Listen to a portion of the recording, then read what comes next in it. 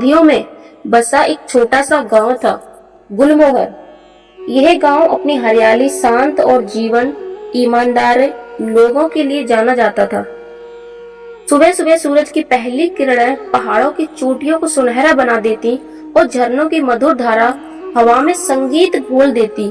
गांव के बीच में एक विशाल बरगद का पेड़ था, जो पीढ़ियों से गांव का मौन साक्षी था। बरगद की छवि में रोज बुजुर्ग लोग बैठकर जीवन की बातें करते और अक्सर कहते, बेटा, जो भाग्य में लिखा है वही मिलेगा। मेहनत से कुछ नहीं बदलता, भाग्य ने जैसा लिखा है वैसा ही मिलेगा। यही सोच पूरे गांव में फैल चुकी थी। श्री कृष्ण कहते हैं, जो मनुष्य केवल भाग्य पर भरोसा करता है वह जीवन की रणभूमि में बिना धनुष बाण के खड़ा योद्धा है। इस गांव में एक युवक था, अर्जुन। उसका नाम सुनते ही लोग कहते, हाँ, वही जो दिन रात खेत में पसीना बहाता है।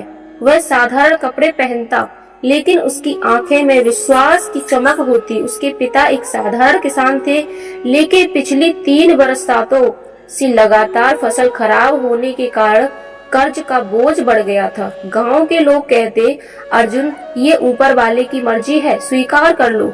मगर अर्जुन के भीतर एक आग जल रही थी। उसे अपने पिता की कही बात याद थी, बेटा, भगवान भी उसी की मदद करता है जो खुद की मदद करता है। श्री कृष्ण कहते हैं, कर्म किए बिना फल की आशा करना ऐसा है जैसे बिना बीज बोए फसल काटने का सपना देखना।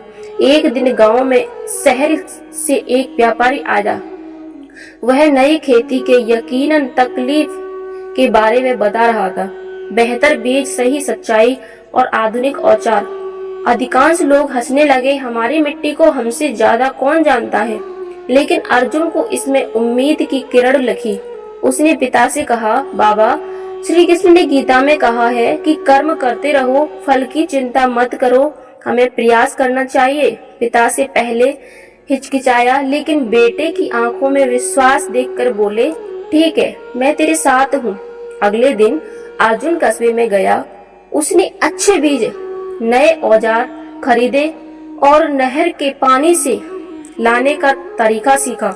वह सुबह सूरज निकलने से पहले भगवान का नाम लेकर खेत में उतर जाता, मिट्टी को हवा खिलाता, खरपतवार हटाता और पौधे की नमी पर ध्यान देता।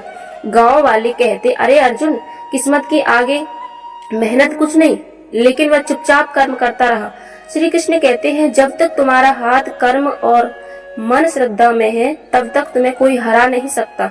धीरे धीरे खेत हरा भरा हो गया, पौधों पर नई पत्तियां निकल आईं और दूर से देखने पर लगता जैसे धरती ने हरी चादर ओढ़ ली हो।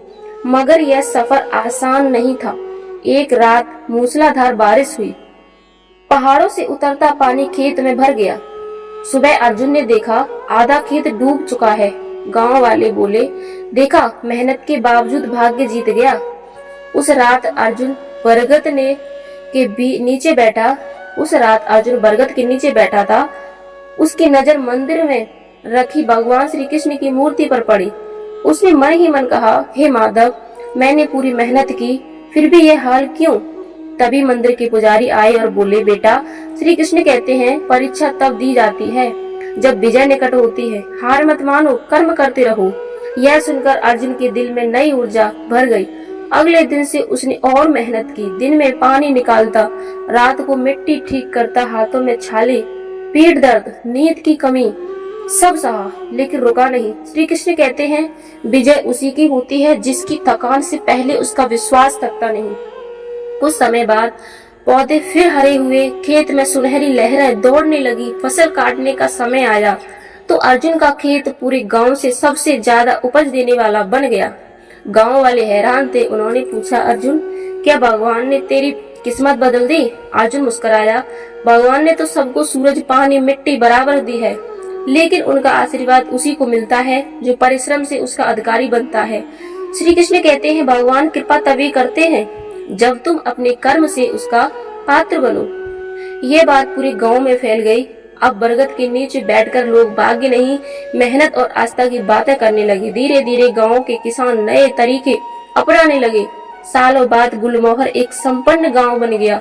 बरगद के नीचे पत्थर पर लिखा गया, भगवान उसी की मदद करता है जो खुद की मदद करता है। भगवान से नहीं, भाग्य से नहीं, परिश्रम से परिवर्तन होता है। और यह पंक्ति हर पीढ़ी को याद दिलाती रही कि आस्था और परिश्रम मिलकर ही चमकते हैं।